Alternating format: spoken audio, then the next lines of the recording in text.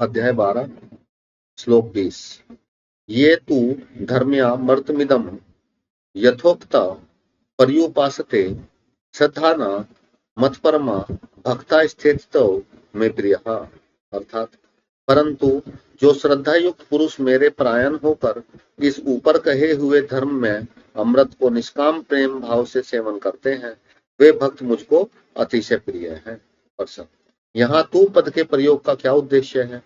13वें से लेकर 19वें श्लोक तक भगवान को प्राप्त सिद्ध भक्तों के लक्षणों का वर्णन है और इस श्लोक में उन उत्तम साधकों भक्तों की प्रशंसा की गई है जो इन सिद्धों से भिन्न है और सिद्ध भक्तों के इन लक्षणों को आदर्श मानकर उनका सेवन करते हैं। यदि भेद दिखलाने के लिए तू पद का प्रयोग किया गया है। प्रश्न, श्रद्धा युक्त भगवत परायण पुरुष किसे कहते हैं?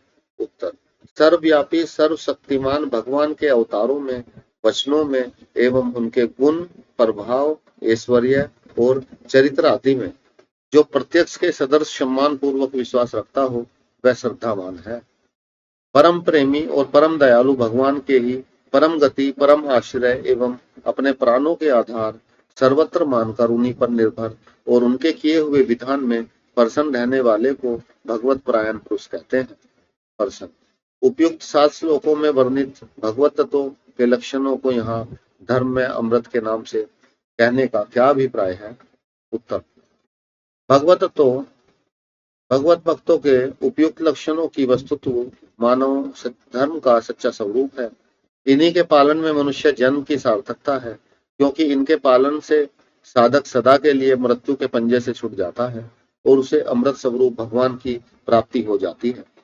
इस भाव को स्पष्ट समझाने के लिए यहाँ इस लक्ष्य समुदाय का नाम धर्म में अमृत रखा गया है। प्रश्न, यहाँ पर्युपासते का क्या अभिप्राय है? उत्तर, भली भांति तत्पर होकर निष्काम प्रेम भाव से इन उपयुक्त लक्षणों का श्रद्धा पूर्वक सदा सर्वदा सेवन करना, यही पर्युपासते का अभिप्राय है। प्रश्न, पहले 7 श्लोकों में भगवत प्राप्त सिद्ध भक्तों के लक्षणों का वर्णन करते हुए उनको तो भगवान ने अपना प्रिय भक्त बतलाया और इस श्लोक में जो सिद्ध नहीं है परंतु इन लक्षणों की उपासना करने वाले साधक भक्त हैं, उनको अतिशय प्रिय कहा। इसमें क्या रहस्य है? उत्तर, जिन सिद्ध भक्तों को भगवान की प्राप्ति हो चुकी है उनमें तो उपयुक्त लक्षण स्वाभाविक ही रहते हैं और भगवान के साथ उनका नित्य तादात्म्य संबंध हो जाता है, इसलिए उनमें इन गुणों का होना कोई बहुत बड़ी बात नहीं है। परंतु जिन एकनिष्ठ साधक भक्तों को भगवान के प्रत्यक्ष दर्शन नहीं हुए हैं तो भी वे भगवान पर विश्वास करके परम श्रद्धा के साथ तन मन धन सर्वत्र भगवान के अर्पण करके उन्हीं के परायण हो जाते हैं तथा भगवान के दर्शनों के लिए निरंतर उन्हीं का निष्काम भाव से प्रेम पूर्वक चिंतन करते रहते हैं।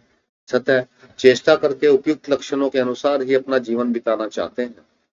बिना प्रत्यक्ष दर्शन हुए भी केवल विश्वास पर उनका इतना निर्भर हो जाना विशेष महत्व की बात है, इसलिए भगवान को वे विशेष प्रिय होते हैं। ऐसे प्रेमी भक्तों को भगवान अपना नित्य संग प्रदान करके जब तक संतुष्ट नहीं कर देते तब तक वे उनके शरणी ही बने रहते हैं। ऐसी भगवान की मान्यता है। अतएव भगवान का उन्हें सिद्ध भक्तों की अपेक्षा भी अतिशय प्रिय कहना उचित ही है।